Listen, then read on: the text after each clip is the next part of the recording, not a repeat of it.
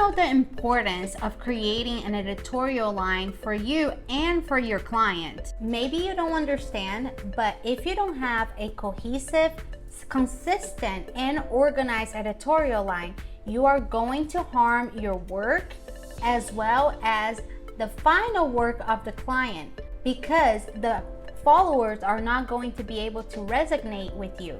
Let me explain to you how to create an editorial line that is easy and professional. Let's go.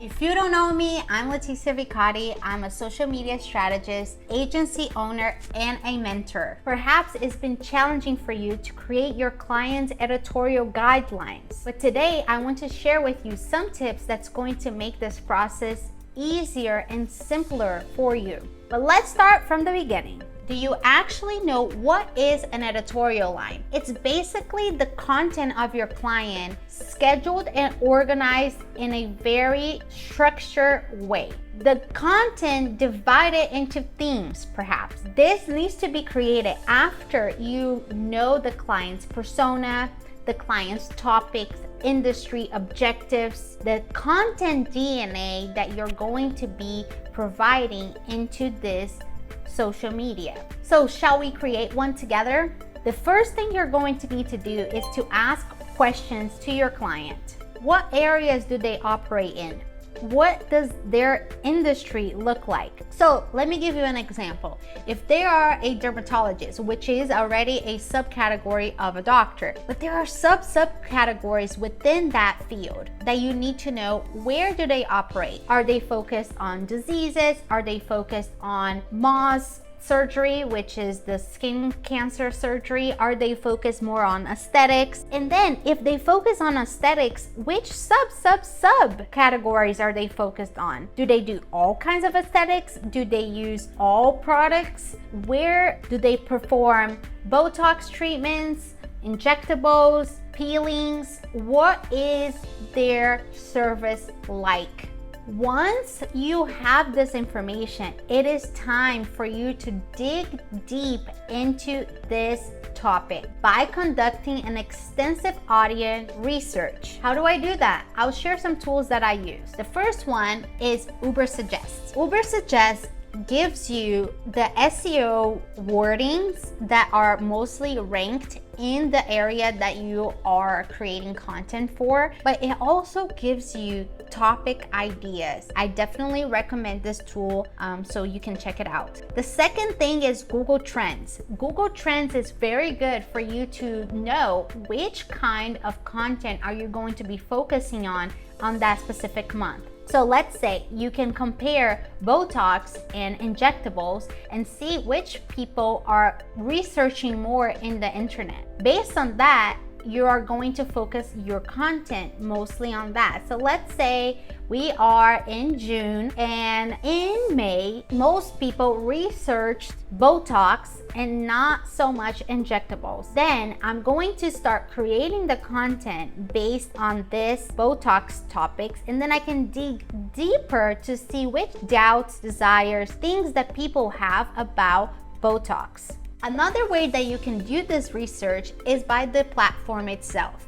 But please note that this will only be effective if your client has an active following. So how do you do that? You're going to basically create quizzes and polls in their stories that are meant to get to know them a little bit better. So sometimes you can be very specific. So let's say I want to learn more of you. Are you interested more in Botox or injectables? Have you done Botox before or not? So yes or no questions are very good and effective for people to really simply click on one option. They don't have to think so much. Now, quizzes can be a little bit more dense. For example, what do you think about Botox? And then you can give them options to pick, and then you can build content upon that. Now, question boxes also work really well, but again, the audience needs to be active. So look at how many viewers you're having on your client stories before you apply this. But again, nobody's going to know if there were people that answered or not. So I do encourage you to try this out in your client's account, and there's going to be no harm if there's no answer either. By asking the public, you can basically see what are the topics that they are most concerned and still have doubts about. Remember, when you're creating the editorial line and the content calendar, what you want to do is to relate to the followers. How you're going to do that is by understanding them more and more. You can also utilize the insights. So you can go to the client's metrics within Instagram or whatever platform that they're in, and you can see, for example, if the client has a physical place, right, a establishment, maybe they sell ice cream, for example, then you can see that if you're reaching or not the correct target audience. Because if the client store is in Miami, but most of the client followers are located in New York, then they're not going to translate into paying customers. And at the end of the day, that's what the client is looking for. So you need to attract the correct people and see how you can adapt your strategy in order to do so. The next point is, how can you stay organized with your editorial line? How can you organize it in order for you to always have this accessible so you can go back when you're creating content every single month?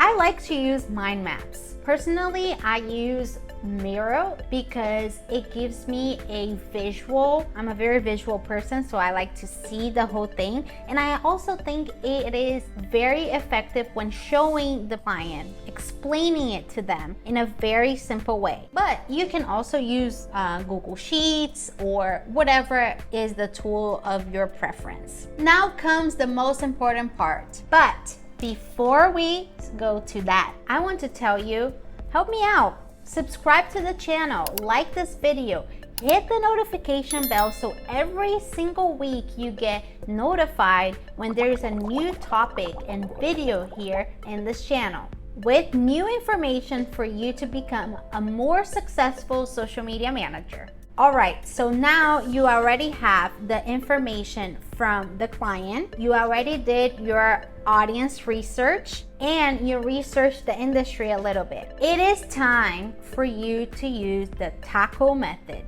This is a tool that is going to help you to organize all the topics and subcategories in one place. TACO means technical, authority, connection, and overcoming objections. All right, TACO. So you're going to divide the content into what is technical topics that your client can talk about, what are authority building. So for example, technical, they're going to explain something. Maybe it is a video that they explain. Maybe it's a carousel that you're going to put together that explains something. Authority building could be maybe they were featured at a magazine, maybe they did a speech somehow, or it could simply be a picture of them explaining their journey in the caption. Those are all authority building. Connection. Connection are types of content that you're going to basically write or talk to the person in a sense that I know what you've been through, I went through. I know what you're talking about. It gives that little spark of like, wow, they are talking to me.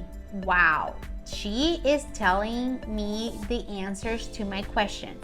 It connects the audience and the speaker together. But it could also be about sharing your values, right? Maybe the client's values are family, and maybe their target audience's values also include family. So when you talk about these things, it really makes the connection. And what I have seen, honestly, the most effective kind of market is relationship marketing. It's when you really connect and build this relationship with the person in the other side of the screen. And overcoming objections is basically that they might have, and you're going to say, basically, let's put this in a very simple way.